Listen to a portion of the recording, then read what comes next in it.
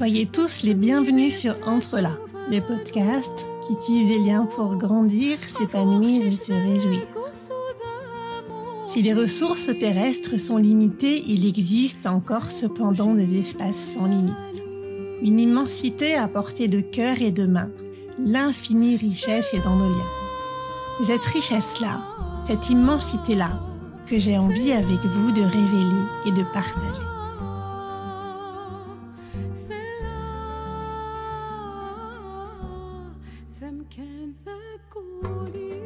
Je vous propose de rencontrer aujourd'hui Jérémy Dumont. Jérémy œuvre pour l'écologie depuis plus de 20 ans. Il s'est engagé en politique, a travaillé avec des collectifs, transformé des entreprises. Récemment, il a créé l'association Nous sommes vivants, qui rassemble les acteurs de la transition écologique et de l'économie régénérative. Il propose pour cette rentrée de beaux ateliers pour prendre conscience des enjeux et agir au plus juste de façon écologique.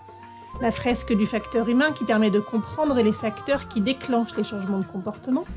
La fresque des émotions qui aide à sortir de l'immobilisme pour se mettre en mouvement.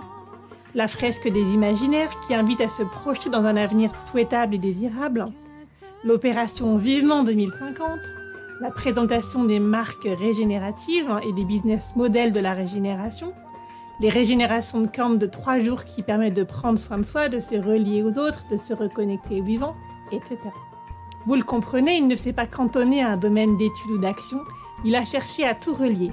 Et c'est la raison pour laquelle j'avais très envie qu'il partage ici sa belle expérience sur le podcast Entre là, dont le but est de tisser des liens. Jérémy a compris qu'on ne pouvait pas changer la société sans changer les humains qui la composent et les organisations qui les rassemblent. Pour transformer les entreprises de l'intérieur, dit-il, il faut agir d'une part sur les modèles mentaux pour basculer de la prédation à la régénération et sur les business models en concevant des produits et des services éco-innovants. L'un ne va pas sans l'autre. En effet, impossible de renverser la tendance à la surexploitation sans une motivation collectivement partagée. Et cette motivation-là ne naît pas de la peur et de la contrainte. Alors, comment est-ce qu'on peut rendre désirable cette transition ? Pour répondre à cette question, parcourons avec Jérémy ses expériences, son cheminement, sa vision, ses actions, et voyons concrètement comment il met tout ça en musique. Je vous souhaite une très bonne écoute, cher auditeur, cet épisode est pour toi, Entre là. Alors cet épisode est en lien avec beaucoup d'autres, celui d'Olivier Frérot sur le changement de civilisation, celui de Dali sur l'écoféminisme et l'écoparentalité, celui d'Anna Evans sur notre relation aux animaux, etc. Jérémy, ravi d'être avec toi aujourd'hui, sois le bienvenu. Très bien, merci. Je suis très content d'être un de tes invités, même flatté, vu la qualité à chaque fois de tes intervenants et des échanges que vous avez. Jérémy, pour commencer, on va associer le vif et le fond du sujet. Pour toi, l'écologie, c'est quoi ? Ça veut dire quoi ? Pour moi, l'écologie, c'est prendre soin de soi, prendre soin des autres, prendre soin du vivant en général. Et souvent, on réduit l'écologie à l'environnement et à la protection de l'environnement. Et cette approche-là, ça s'appelle, on va dire, l'environnementalisme. Et effectivement, l'objet du mouvement environnementaliste, c'est de préserver la nature de l'action humaine et de prôner son respect et sa restauration. Toutefois, sans changer de système. C'est une vision réduite à l'environnement. L'écologie, pour moi, et pour pas mal d'autres personnes dont on parlera peut-être par la suite, c'est une vision beaucoup plus holistique de sa place dans le monde et du rôle qu'on a envie de jouer. Et ça intègre cette idée que tout est interconnecté, et les êtres humains, les animaux, le végétal. Et c'est une vision qui va au-delà de l'environnement pour incorporer les aspects sociaux dans l'idée qu'une transition écologique se fait avec les gens et pas contre les gens. Et l'objectif de la transition écologique, c'est de bien vivre tous ensemble sur cette planète. Ce que je comprends en t'écoutant, c'est qu'il s'agit d'arrêter de séparer, d'arrêter de se voir comme déconnectés, séparés de la nature et du monde autour de nous, mais au contraire de comprendre qu'on est totalement inclus et que cette nature, on en fait partie. Et puis sans doute, parce qu'on en fait partie, en fait, on va trouver avec elle, en son sein, des solutions en fait aux problématiques du monde d'aujourd'hui. Est-ce que c'est bien ça ? C'est vrai qu'il n'y a pas de dedans et de dehors. À l'intérieur de nous, il y a des bactéries, et ces bactéries, on les retrouve dans le sol. on fait partie de la nature. Enfin, ce qui est génial, c'est qu'on peut pas nous déchoir de notre appartenance à la nature en général. Et c'est vrai que il y a très longtemps, au niveau pendant le siècle des Lumières, on a séparé nature et culture. Mais je pense qu'il faut retrouver cette idée effectivement que nous appartenons à la nature, que nous sommes la nature, et dans cette ouverture à la nature, on trouvera notre nature humaine. L'écologie, oui, c'est ça, c'est être connecté à soi, mais pas simplement connecté, c'est aussi rentrer en relation. Et c'est vrai que rentrer en relation avec des humains, bon, c'est pas toujours facile, mais rentrer en relation avec les non-humains, c'est encore plus compliqué. Il y a plein de choses imaginables avec les animaux, dans le regard, dans les interactions qu'on peut avoir. C'est vrai qu'avec le monde végétal, c'est plus compliqué parce qu'ils sont pas dotés de paroles. Mais c'est vrai que, par exemple, je me souviens une fois où j'étais dans une soirée dans une agence de publicité et j'ai fait le tour des plantes pour voir si elles étaient arrosées. Moi, j'arrive à voir quand une feuille est flétrie. Certaines personnes n'arrivent pas à voir ça, ne savent pas quand est-ce que la plante a besoin d'eau. Donc même quand les plantes ne sont pas dotées de paroles, on peut quand même interagir avec elles et c'est merveilleux. Il y a plein de télescopes qui se sont pointés vers l'espace pour rechercher des traces de vie extraterrestres. Je propose qu'on passe plus de temps avec toutes les espèces humaines et non humaines sur Terre. Oui, il y a peut-être une sensibilité à réveiller en nous. Quand je dis réveiller, je vais dire que elle n'est pas forcément à acquérir totalement comme quelque chose de complètement neuf. Un certain nombre de personnes, dont Dali, qui était présente dans les 2 derniers épisodes, part de l'hypothèse qu'un enfant, quand il arrive au monde, il a cette sensibilité-là, mais elle est brisée quand il n'est pas accueilli comme il a besoin, et du coup, il se crée un bouclier. Donc, cette sensibilité à réveiller qui nous permet à la fois d'être en relation avec ce qui se passe en nous, ce qui se passe autour de nous, ce qui se passe avec les autres pour avoir des relations beaucoup plus vivantes aussi. Et tout ça nous rend autrement vivants que ce qu'on est sinon. Oui, je crois que tu as raison.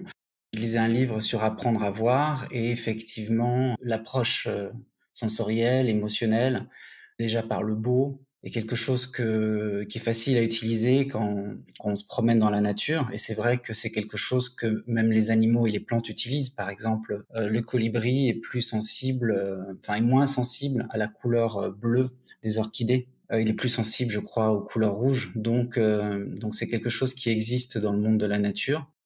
Mais ça nous a aussi amené à projeter nos propres émotions sur la nature et à porter un regard qui les dépouille de leur propre spécificité. Donc, c'est pour ça que je parle de relations aussi, c'est voir quelles interactions sont possibles. Et c'est vrai que c'est extrêmement gratifiant lorsqu'il y a échange. Oui, tu as raison, parce qu'au-delà des anthropomorphismes, c'est quand même bigrement intéressant de réaliser que les différents êtres vivants qui sont autour de nous n'ont pas la même vision. Un arbre qui va vivre plusieurs centaines d'années, évidemment, il n'a pas le même regard sur la vie que nous. Et quand on réalise ça, c'est vraiment intéressant parce que quand on inclut, comme disait Olivier Frérot, des non-humains dans nos réunions, dans nos réflexions, on élargit sacrément la perspective. On peut voir d'autres choses, surtout si on a développé cette sensibilité dont tu parles. Cette sensibilité qui n'est pas un anthropomorphisme, mais qui est une capacité à percevoir ce qu'un autre complètement différent peut percevoir. Peut-être que le niveau de conscience humain va atteindre des nouveaux sommets en interagissant avec le non-humain. Ah oui, je le souhaite. Alors Jérémy, quel a été ton parcours? Quel a été le cheminement qui t'a permis d'arriver à une perception, à une compréhension aussi complète et profonde de l'écologie? Donc c'est vrai que j'ai retrouvé des textes en préparant le podcast, j'ai retrouvé des textes de 2006 que j'avais écrits sur la décroissance, sur l'éco-design, sur l'alimentation responsable. Et en fait, ça a été un peu ça m'a laissé perplexe parce que pour moi, mon entrée dans l'écologie, c'était plutôt en 2016, lorsque Julien Bayou m'avait contacté pour rejoindre Europe Écologie Les Verts. À cette époque-là, il organisait des événements pour attirer l'attention sur le coût des loyers pour les étudiants. Et moi, je faisais les apéros du jeudi. Et on était tous les deux dans des sphères un petit peu activistes sur des sujets très différents. Et donc, je pensais que mon entrée dans l'écologie était politique en 2016. Et en creusant, en fait, j'ai découvert donc ces textes-là. Mais à cette époque-là, on va dire en 2006, j'osais pas dire que j'étais écolo. Pour moi, c'était juste... mon entreprise s'appelait Pourquoi tu cours. C'était une recherche de sens. C'était comment faire société. C'était comment les entreprises peuvent-elles être plus responsables. Comment s'attacher à ce qui a vraiment de la valeur au-delà de la valeur purement économique. C'est plus tard, c'est le jour du dépassement. Et là, c'est arrivé il y a pas longtemps. Le jour du dépassement, c'est arrivé le 2 août. Donc le 2 août, la planète entière a consommé plus de ressources et comment dire, la nature n'a pas sa capacité de régénération pour aller au-delà. Je pense que c'est ça qui m'a choqué à un moment donné, je pense. Et c'est arrivé il y a, je crois, effectivement, dans cette période 2016, peut-être 2015-2016. Et c'est arrivé parallèlement à un sentiment de disparition, d'effondrement, peut-être, de la pensée sociale. J'avais l'impression que l'État reculait enfin, l'État français reculait sur les enjeux sociaux. Et donc à la fois un recul, une prise de conscience sur la prédation humaine sur les ressources naturelles et un recul. Là, à ce moment-là, c'est la loi travail, hein. Donc pour moi, donc là, prise de conscience, on va dire, d'une certaine prédation sur les ressources humaines, quoi. Et les deux conjugués m'ont fait penser que l'écologie était le chemin à suivre au niveau politique. Et j'ai commencé à m'impliquer quotidiennement dans ce parti politique et en 2018 organiser les marches climat pendant un an avec Alternatiba, Attac et d'autres acteurs. Si je te comprends bien, le changement pour toi a commencé de l'intérieur, dans les années 2000. Et dans le sillage de ce cheminement personnel, tout en continuant à évoluer de l'intérieur, tu as associé l'écologique et le social. Ça me paraît intéressant de le mentionner parce qu'un certain nombre de gens opposent l'écologique et le social en se disant que l'écologique coûte trop cher et met en jeu le social. Toi, tu dis, si je te comprends bien, pas du tout. En fait, il y a une prédation. Il y a une prédation sur les humains, sur les animaux, sur la nature. Et en fait, les humains, comme les animaux, comme la nature, sont des proies pour notre système de prédation. Alors oui, déjà effectivement, maintenant que je peux regarder en arrière, c'est un processus lent. J'aurais jamais imaginé 20 ans à faire des petits pas. En 2015, j'ai retrouvé des traces d'un hashtag que j'avais utilisé. Je m'étais donné 1 an pour tout changer. Et je sais que je voulais commencer par l'habillement, ensuite enchaîner avec l'alimentation. Et 20 ans plus tard, j'ai cheminé assez lentement et j'ai encore pas mal de chemin à faire. Mais en tout cas, mon approche, elle est toujours sur le bien vivre, quoi. C'est-à-dire que l'écologie, c'est une façon de bien vivre sur Terre. Et je suis toujours très très vigilant sur les approches culpabilisatrices. Et j'ai découvert même chez Europe Écologie Les Verts que le programme fondamental, le socle programmatique d'Europe Écologie Les Verts est sur le bien vivre. Et là, je passe un été dans les pays nordiques. Et c'est vrai que la transition écologique, la réduction de l'impact environnemental, elle est liée à la qualité de l'air, à la qualité de l'alimentation, au parc, à la possibilité d'avoir un petit jardin partagé pour faire pousser ses fruits et ses légumes. Donc l'écologie est une façon de bien vivre sur Terre pour être en bonne santé. Et il y a un lien direct entre la santé environnementale et la santé humaine et ma santé. Et puis le plaisir, quoi. Le plaisir de vivre des super journées dans la ville avec ses amis, ses enfants. Voilà, je pense que c'est ça l'écologie, c'est vivre une vie en pleine santé, pleine de bonheur et de partage. Oui, donc tu ne prônes pas la sobriété, la contrainte. Ce que tu nous montres, c'est que quand on a de bons liens, quand on est dans des beaux endroits, en fait, il y a quelque chose en nous qui est profondément nourri, profondément bien. En ce moment, au moment où on se parle, toi, tu parcours la mer Baltique. En fait, tu fais le tour de la mer Baltique. Moi, je suis dans les forêts cévenoles où on a beaucoup de gens qui vivent assez proches de la nature sans forcément gagner beaucoup d'argent. Quand on est dans ces environnements-là, si on choisit d'y être, qu'on a de bons liens, qu'on savoure cette nature, qu'on en prend soin, en fait, on est tellement bien et nourri qu'on n'a pas du tout besoin de surconsommer pour compenser. On n'a pas besoin de consommer des choses qu'on va gaspiller juste pour se sentir un peu moins mal, parce qu'on est tellement plein de toute cette nature et de tous ces liens. Oui, en préparant l'émission, tu m'as glissé cette idée-là de se sentir bien et donc de finalement ne pas avoir à compenser. Et je pense qu'elle est très juste. On arrive à une vie sobre en se focalisant sur l'essentiel, le plus plaisant, sans gaspiller, par cette idée-là de se faire du bien, de prendre soin de soi, justement, pour revenir à cette notion-là, prendre soin des autres. Et le résultat est le même, mais on ne part pas de la contrainte, on part du plaisir et on arrive au même résultat. Un peu comme quand on veut perdre du poids, on peut choisir l'option de se contraindre beaucoup, de manger beaucoup moins ou de manger autrement en se faisant plaisir et en mangeant moins. Il y a des gens pour qui ça marche, la contrainte, et ils fonctionnent comme ça. Et leur phrase commence par « il faut » et ils y arrivent très bien et ils font 0 écart. Et il y a d'autres personnes dont je fais partie qui commencent leur phrase par « j'ai envie » et la contrainte fonctionne pas très bien sur moi. Donc on a parlé de vocabulaire avec l'écologie et puis de prédation. Autour de l'écologie, il y a énormément de notions. On a déjà parlé un petit peu de sobriété. On pourrait parler maintenant de régénération, de décroissance. Comment est-ce que tu orchestres et penses ces différentes notions, Jérémy ? Alors, par rapport à ce qu'on disait tout à l'heure sur le jour du dépassement, alors il faut effectivement être dans une forme de décroissance, de notre consommation. On surexploite les ressources naturelles et il faut faire décroître cette pression. Après, c'est une décroissance sélective, c'est-à-dire il y a certains pans de consommation qu'il faut fortement réduire en lien avec l'énergie, la construction, l'agroalimentaire.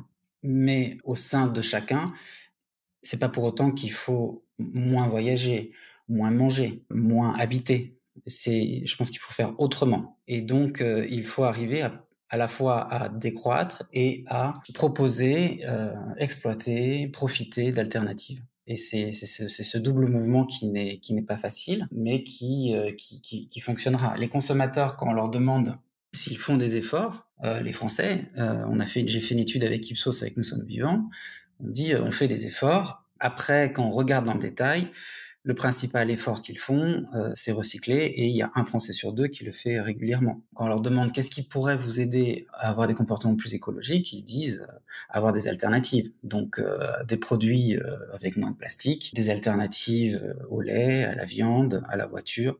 Donc il y a énormément d'innovations qui sont nécessaires pour y arriver, et c'est un super challenge de réinventer notre façon d'habiter, notre façon de manger, notre façon de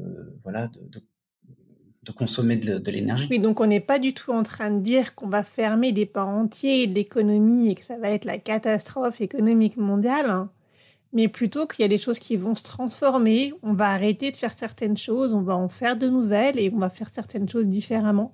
Un peu comme Mustela qui décide de ne plus produire des lingettes ultra polluantes alors qu'on a plein d'autres solutions, et qui va faire d'autres choses, ou ces industriels qui se mettent à vendre des services pour rendre durables leurs produits plutôt que de vendre des produits, ce qui pousse à en vendre de plus en plus et à pas du tout s'occuper de leur vie après leur vie. Oui, on en reparlera, mais dans l'écologie, il y a l'économie aussi. Et l'économie, c'est la bonne gestion de la maison.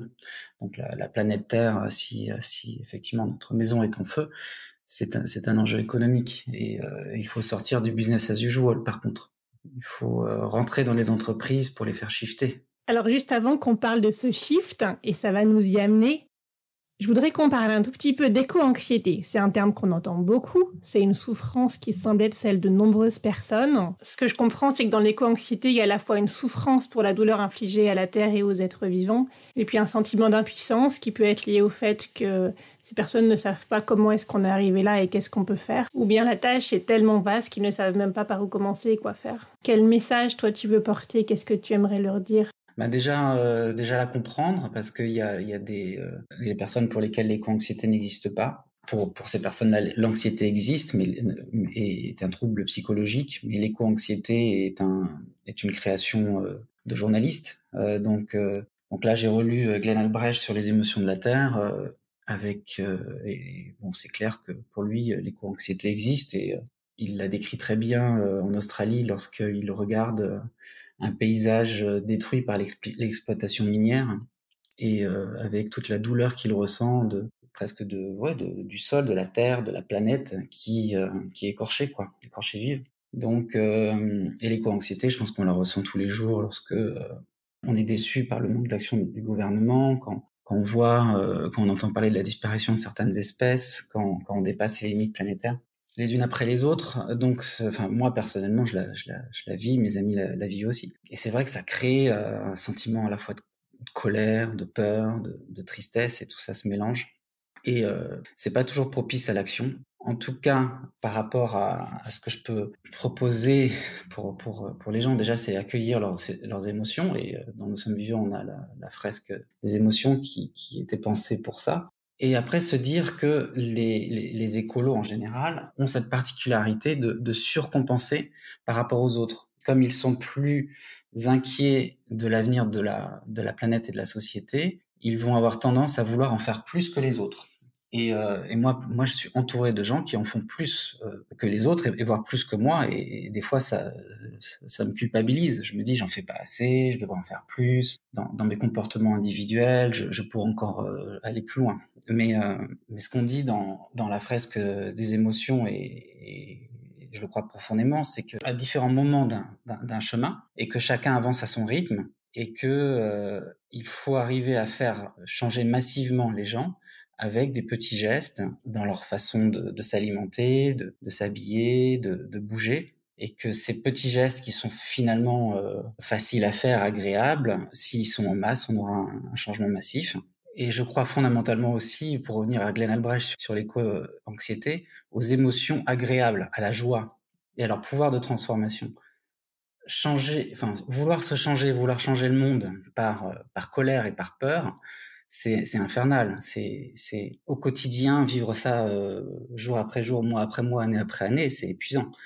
J'aimerais qu'on arrive à retrouver la joie, le plaisir, l'amour, et utiliser cette joie et cet amour comme pouvoir de transformation. On a essayé l'intelligence, on a essayé les chiffres, la science.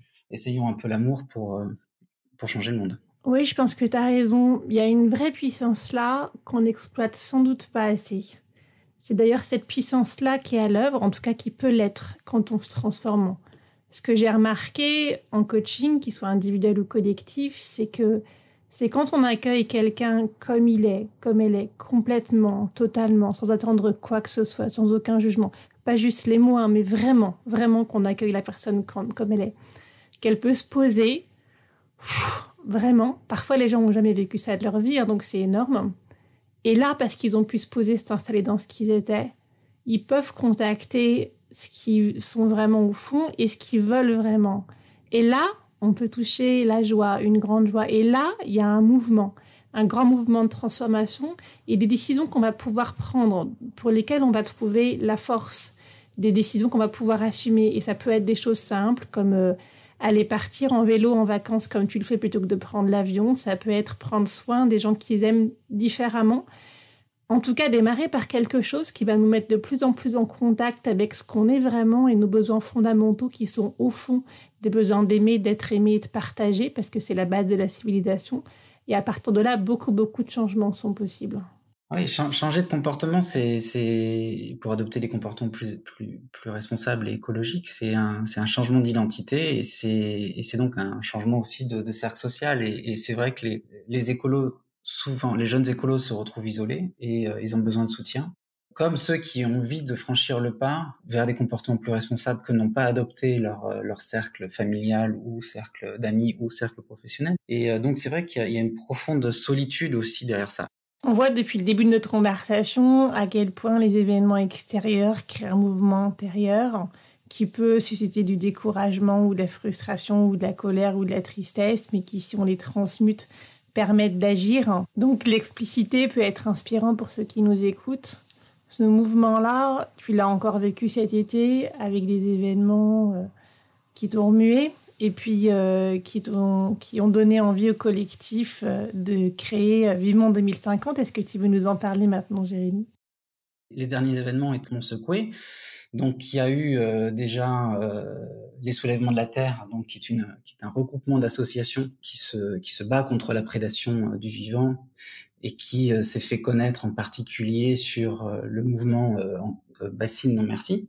Donc ces grandes réserves d'eau que les agriculteurs remplissent, mais qui sont gigantesques, hein, pour pouvoir arroser leurs champs.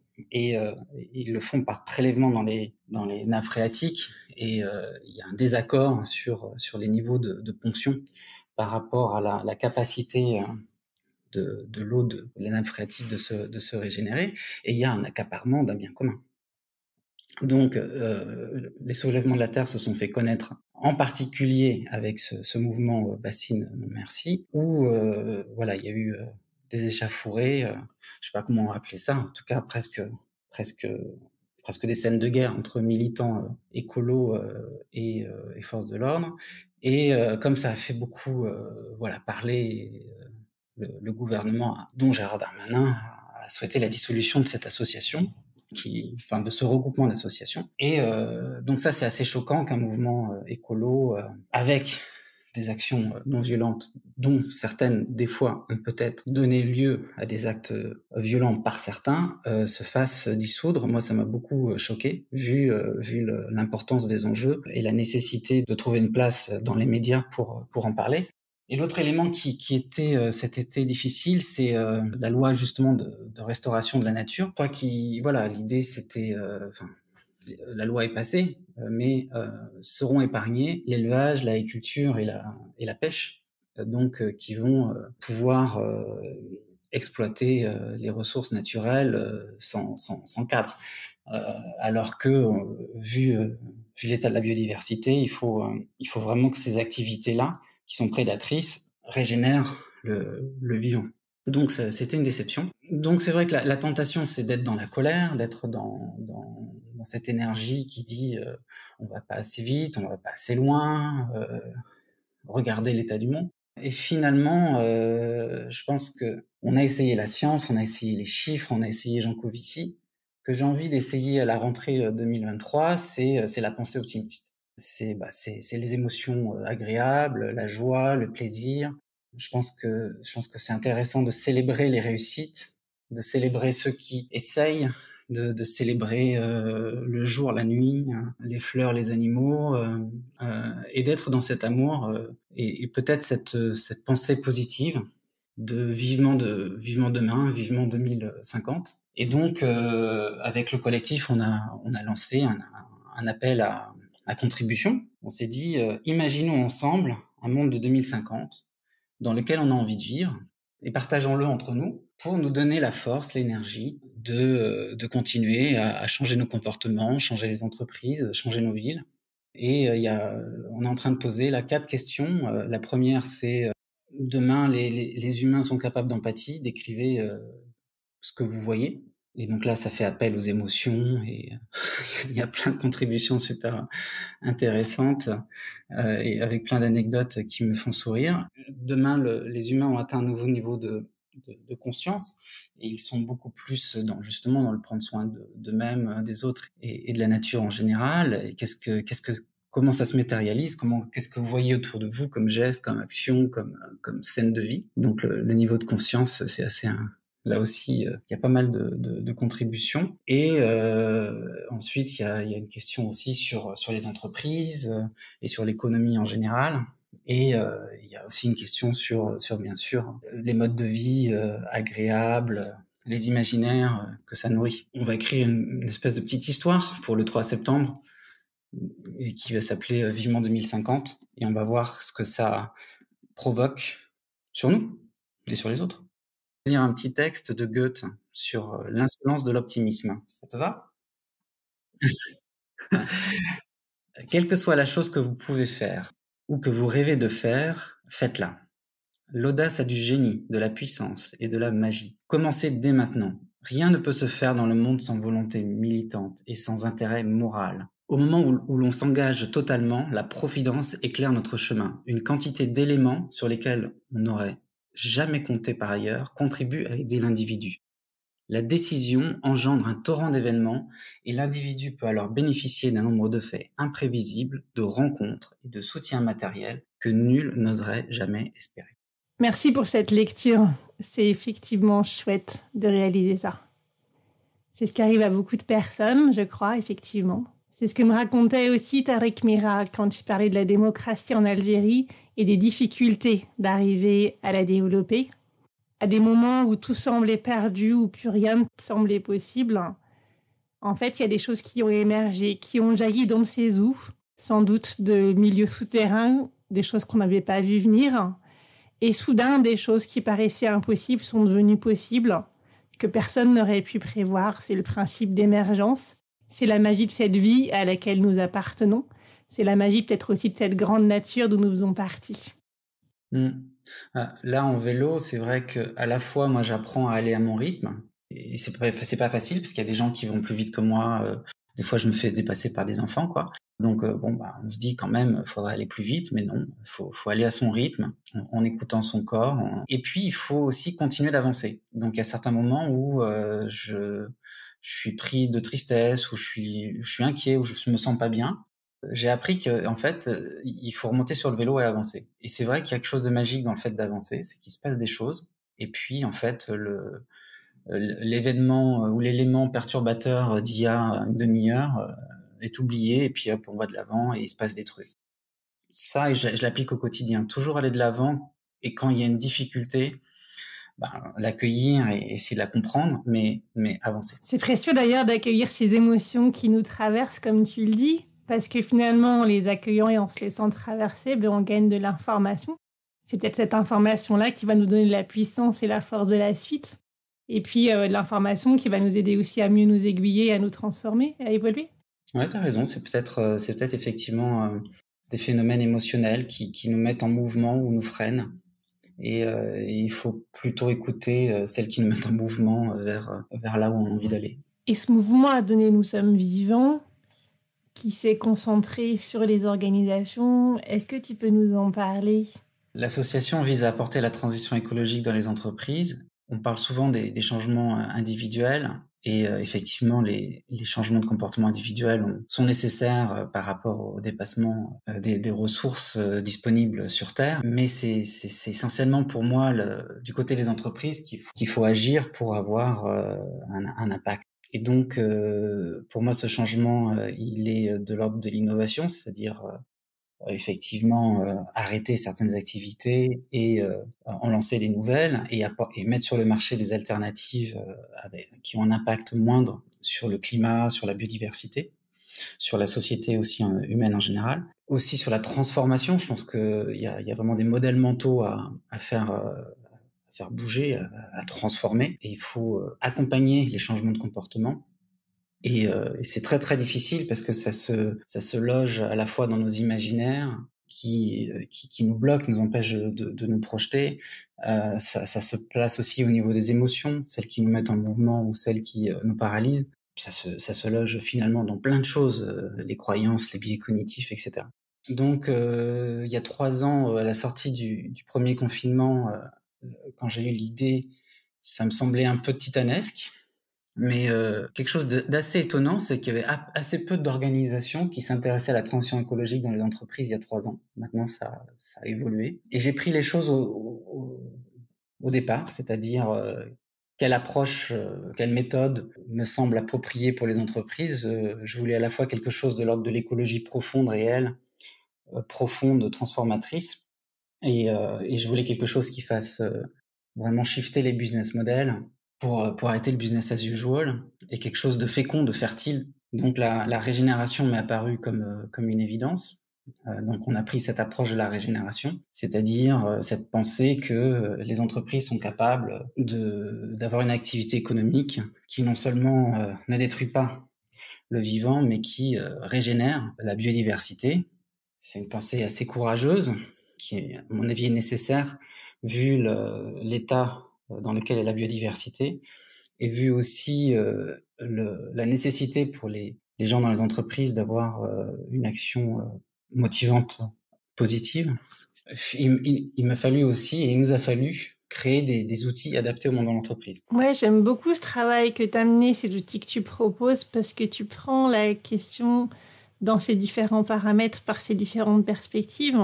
C'est vrai que si on retravaille les business models, mais sans changer notre manière de voir le monde, en fait, on ne va pas changer grand-chose. On va se retrouver avec les mêmes schémas de pensée, les mêmes modalités, et puis on va se retrouver très très vite coincé.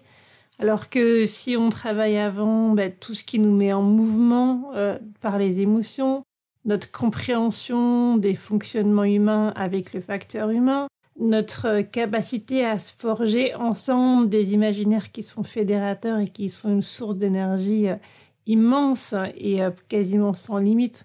On va pouvoir aller très très loin ensemble, et avec tout ça ensemble, évidemment, on peut travailler les business models d'une manière autrement plus fructueuse, féconde, avec beaucoup plus d'intelligence collective pour faire travailler ensemble des écosystèmes. Oui, alors justement, j'étais en train de lire, et je viens de faire un petit résumé, le livre, enfin le petit essai manifeste Habiter le monde de Felwine Sarr, et il parle, lui, beaucoup de relations. Et finalement, peut-être c'est ça le lien entre tout ce que j'ai créé, c'est cette idée de relation à soi, aux autres et aux vivants. Et le commerce, finalement, c'est une relation aussi. C'est une façon d'échanger et d'être en relation. Donc peut-être que effectivement, le lien que j'ai dû faire à un moment donné entre les imaginaires, les émotions et tous les facteurs de changement de comportement et les business models, c'est peut-être ça. C'est peut-être cette idée de nouvelles relations qui serait assez logique vu ce que j'avais fait avant avec Pourquoi tu cours. Mais j'avoue que je sais pas d'où me vient cette idée d'associer ces outils qu'on dit, enfin les gens autour de moi me disent, et ça me fait très plaisir, qu'ils sont complémentaires. Moi, je les ai pensés comme des choses essentielles, et ce n'est que maintenant que je perçois qu'ils sont complémentaires.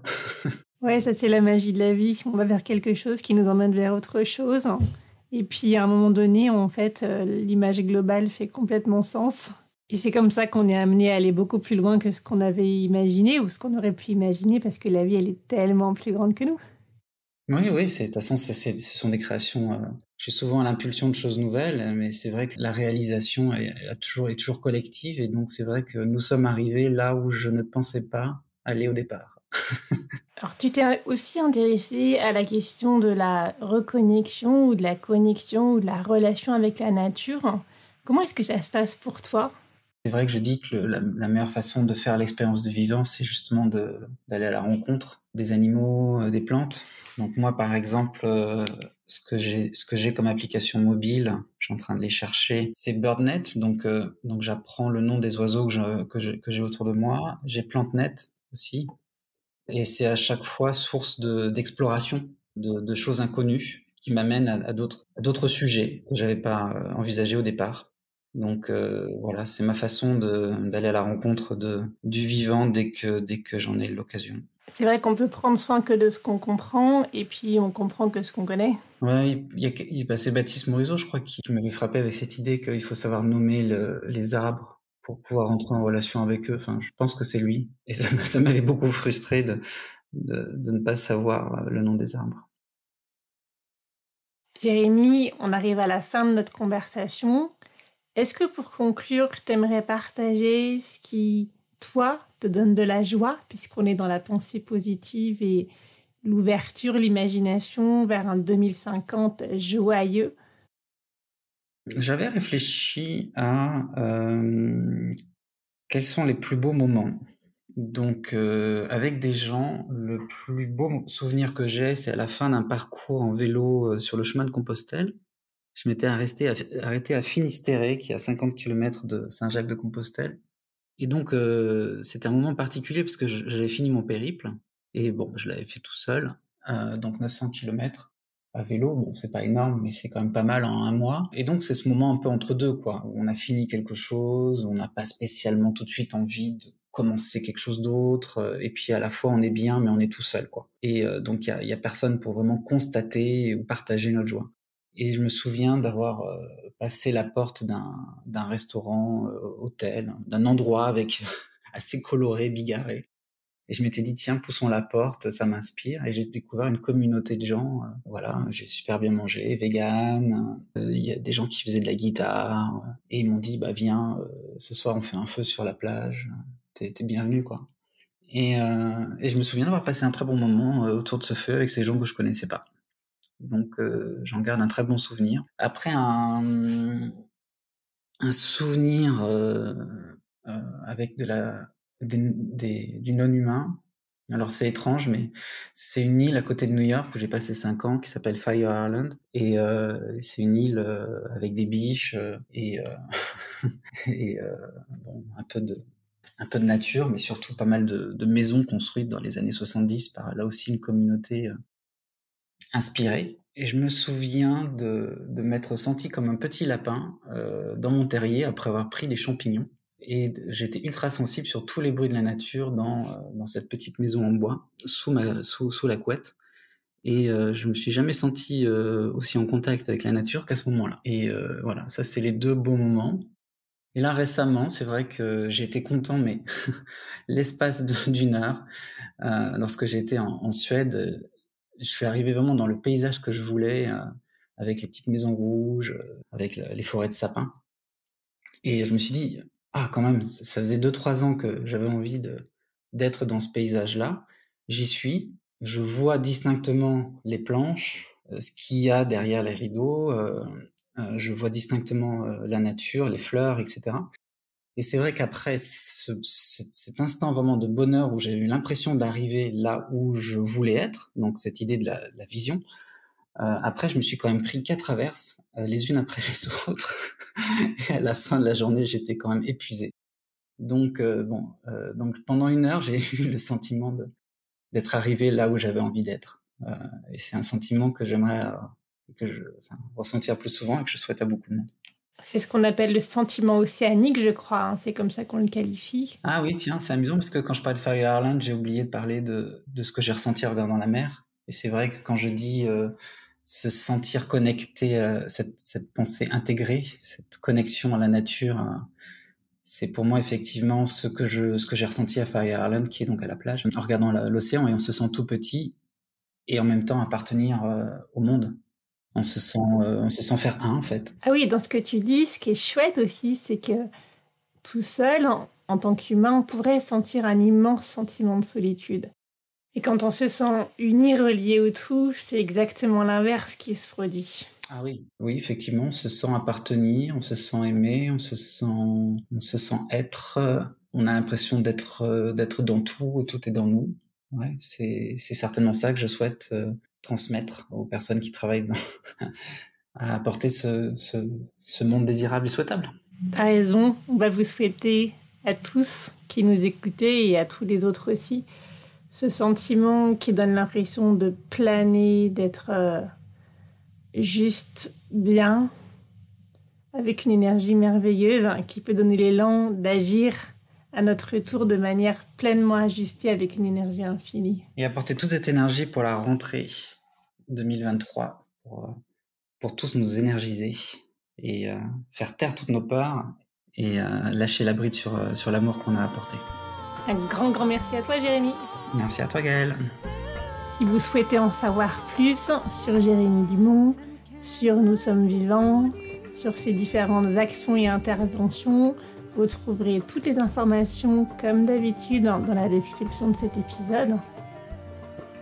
Ce podcast n'est pas seulement le mien, c'est aussi le vôtre, c'est le nôtre.